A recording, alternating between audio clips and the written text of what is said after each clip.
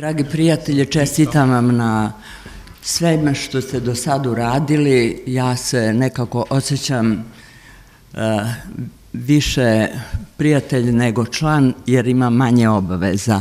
Ali upravo zato želim da ovim povodom i posle vaših govora predložim nešto što nemam gde drugo da predložim, pravo rečeno. Dakle, ako govorimo o Kosovu i Metohiji, ja vas molim da pokušamo da odbranimo Beograd od agresije takozvane kulture, aktuelne teme. Mi smo upravo održavamo ovaj naš razgovor i dogovor u vreme kad nam je Mirdita ovladala i prevladala, ne znam koji, čini mi se 3. ili 4. put.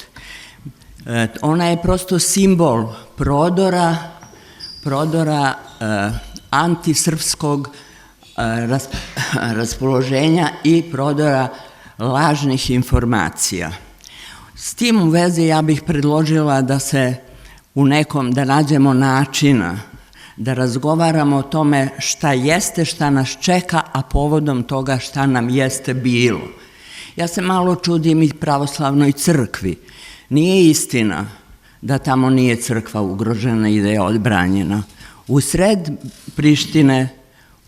Prištine se pravi strašno sramoćenje jedne takve crkve, jednog takvog hrama koji je bio započet da se gradi, uloženi mnogi novci, a ona je sad napuštena.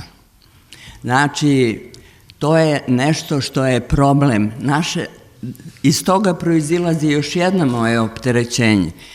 To naše povlačenje od istine, koja je dramatična kada su u pitanju naši neprijatelji. Znači, da vidimo šta nas čeka još, da sagledamo šta je to, ne šta će da nam čine vojnici, nego šta nam čine sa decom, sa mladim ljudima, šta nam čine sa budućnošću. Hvala Bogu da postoji i mladi pripadnici ovog foruma, tako da možemo da se na njih oslonimo.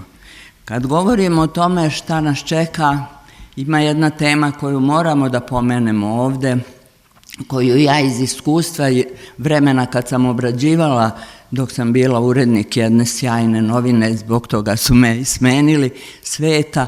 Dakle, šta se događa ja neću da kažem ovo ime današnje, kako se forsira na svim zvaničnim događajima, šta se dešava u Raškoj oblasti.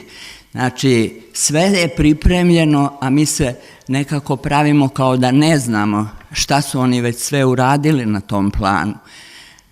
I kad se govori o nameri da se završi to što se 90. godine učinilo na tom referendumu i šta su oni to sve proglasili međunarodno, dobili podršku u vreme kad je Dinkić iz regionalnih tih izvora međunarodnih finansirao ovo što se zove sadašnji napor da se učini poseban status Sandžak Republike. Nevolja je što o tome nekako zanemarujemo. Nije problem što se tamo sprema republika, nego što tamo nema Srba. Pogledajte koliko i kako se brine o Srbima. I to znam iz ovog vremena jako dobro. Tad je bilo, 90. godina je bilo negde oko 18% u Novom Pazaru.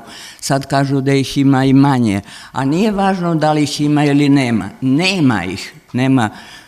Ne deluju. Znači, predlažem da se tom temom opstanka, prosto opstanka opstanka Srbije i srpskog pitanja u Srbiji. Treća tema koju mi onako ignorišemo, to je nametanje da je srpski narod genocidni narod i koren drže gde? U Srebrenici. Ja ne znam da smo u Beogradu razgovarali ozbiljnije na tu temu. Jeste jedna rasprava bila u Skupštini, pa se nije dozvolilo da se da ta rezolucija, da se proglasi da smo genocidni.